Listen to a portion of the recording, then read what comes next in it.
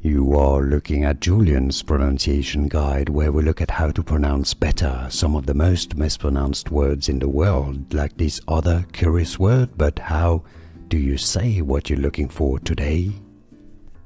Let's learn how to pronounce this word from French and used in ballet dancing, literally meaning small jump or small throw. I guess small throw is a literal pronunciation, but it's more like a jump when you throw yourself.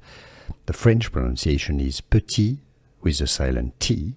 It's not petite. Petite would have an E at the end of the word. So petit jeté.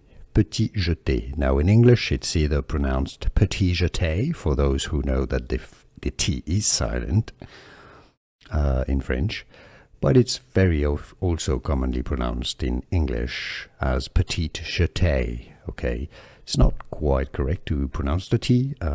It's not pronounced in French, but petit jeté is the English pronunciation, the most common one.